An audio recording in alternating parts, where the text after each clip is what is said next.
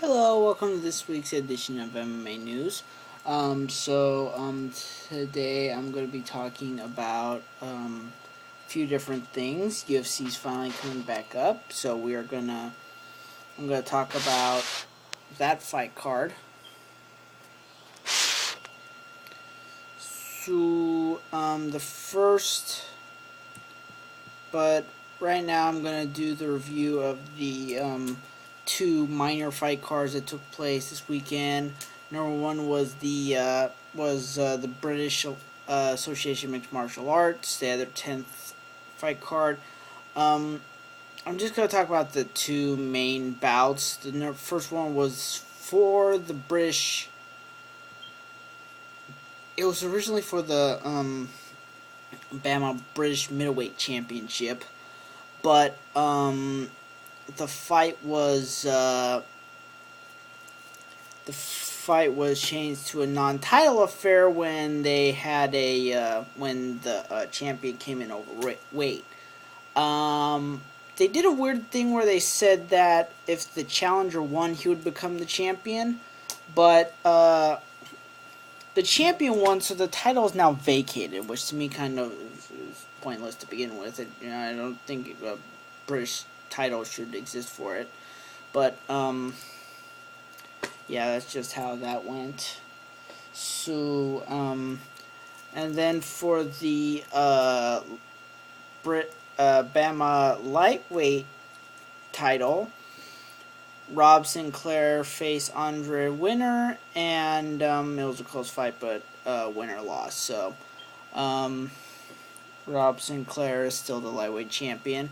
So that was Bama, as it is called. And another thing that went on was the KSW fight card, which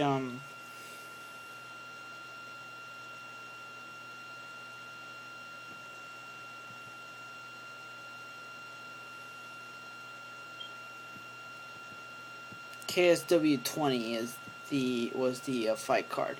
So the once again, there were only two real important fights, so I'm just going to go over that. The first one was Mariusz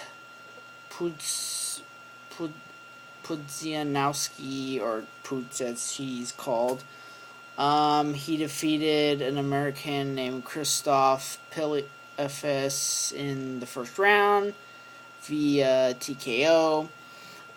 So he's, the world strongman is continuing to basically become the pride of Poland. Then in the lightweight championship, you had Jan, I think that's Blakowicz versus Houston Alexander. Once again, in a bid for a minor light heavyweight title, Alexander lost. So he's had like 2 or 3 opportunities to try winning titles in other promotions and has come up empty. So that's all you could really say about that.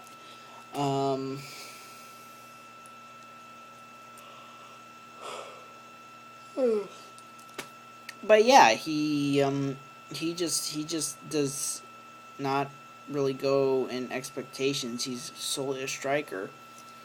So that's just how that fight went around. So, but anyways, this Friday is of course the major fight cards, the first UFC in about a month. So now, as we all know, in the main event, it's John Jones fighting Vitor Belfort in kind of a hastily put together light heavyweight championship fight. Now, of course, everyone knows that UFC 151 was supposed to take place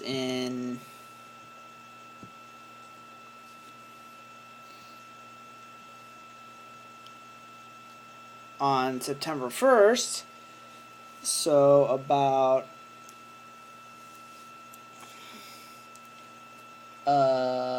21 days afterwards, but of course John Jones got offered Chael Sonnen, and Jones just outright turned down the fight. So, and that ended in all of the other fights being moved to other fight cards, thankfully. So they obviously, all the fighters aren't going to get their pay until much later than expected, but at least they're going to get at least they're getting their fights in. So, but still, John Jones is not a very liked man right now. He's Dana White's not happy with him. Most of the fans are not happy with him. He's kind of become the heel of the UFC.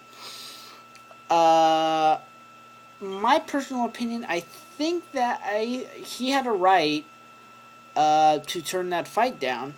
Not obviously not the best opinion. I think that he could have actually gone in there and beat Chael Sonnen. Sonnen and Dan Henderson are very similar. They've trained together, so they're Greco-Roman based background with some pretty good striking. So I think I honestly don't see why Jones couldn't have done that. But as I said, he had a right to turn that fight down, and there's been people that have been saying that the cancellation is partially to blame on Dana White because of the fact that he went and was just because he concentrated with the Fox deal. He concentrated on stacking fight cards, the whole summer, and as a result, he spread his roster thin. That's why you had Sonnen. That's why you had Sonnen being brought up, who'd fought earlier and decided to go back up to middleweight. He's coming off of a loss, and he's being offered the fight. And Jones, and that's just how things went. Obviously, no one's happy about it, but I could kind of see how that's correct. They've been having at least one UFC fight a month, in some cases 2 or 3 a month, and just spreading your roster out like that, it takes up. It takes up length, and you're just spreading them out pretty thin. Something comes up, then you have to either come up with a replacement quickly, or else you have to scratch that fight. And that's just how things have been going in the UFC since the Fox deal. I kind of do agree. It's almost to a degree they're almost overexerting themselves, but obviously that's what he wants to do for the sport. And as I believe, this next Ultimate Fighter had a really low viewing for UFC on FX. I think that has partially to do with the fact, I just know the Ultimate Fighter on FX, which I think partially has to do with the fact that you're putting a fight card on a Friday night when traditionally it's been on Wednesdays. I think eventually I think eventually they will have to move it back to sometime in the middle of the week, probably Wednesday, just because of the fact that it's not working at this point. It's just not working. They're not garnering numbers. It's been low, which may or may not have to do with the fact that Spike's still trying to draw audiences and stuff like that. We'll see fully how things go when Spike is on their own with, MMA Uncensored, K1, and Bellator and all that programming. We'll see how that turns out when they try to draw audiences from the UFC. But other than that, we can only wait and watch and see how things go. But anyways. So yeah, that's just the whole thing behind the whole John Jones Vitor Belfort fight. it should be interesting. It should be good. You know, Belfort is the former light heavyweight champion. There is a good chance that he could win if he comes in shape. I don't know how in shape he was, but if he comes in shape, actually, come to think of it, he did just come off of a win, so he is in shape, and if he can capitalize off of Jones, who's probably going through a little bit of a mental issue just because of the fact that everyone's not liking him right now. He was at first he was just considered a golden boy in the UFC, model, model person going after, bad guys, doing good deeds, blah, blah, blah, blah. But then he had that DUI arrest, and now there's this. So there's controversy surrounded with him. But, anyways, the, co-main event of the fight of the night is going to be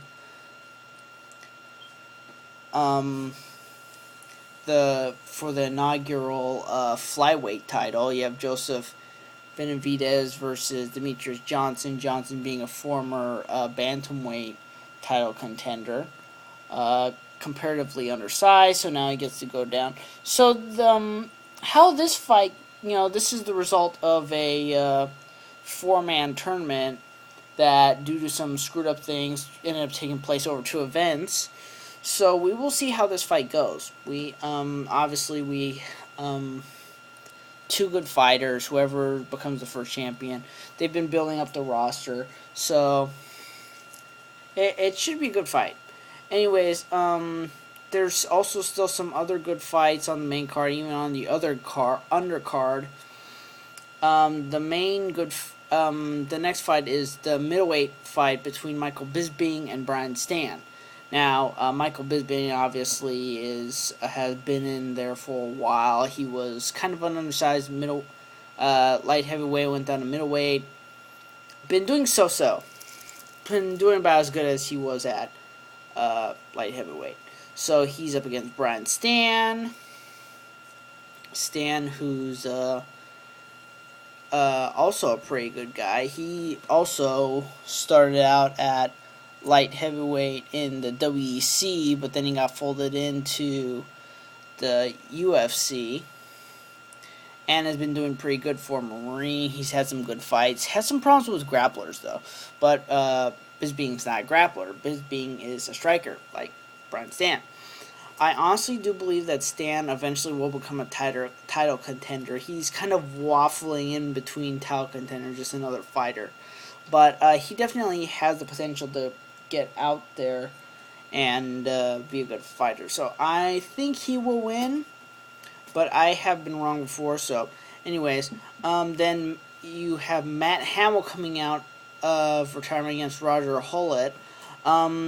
He went to retirement after losing to Rampage Jackson. I don't think that was really necessary, but anyways. Then you have Cub Swanson versus Charles Oliveira, and that rounds out the main pay-per-view card. That fight, I just consider these guys up-and-comers.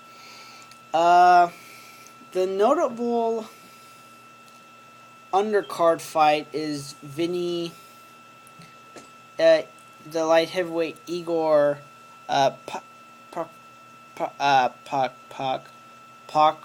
Pakrojak versus Vinny Magallanes or something like that. Coming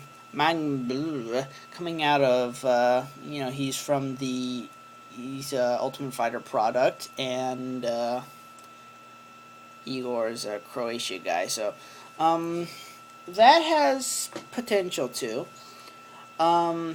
Another note is that on Friday there's a Titan FC 25. You have Drew McFedries fighting in that against, I think, Ryan Cummings. But anyways, so yeah, that's it.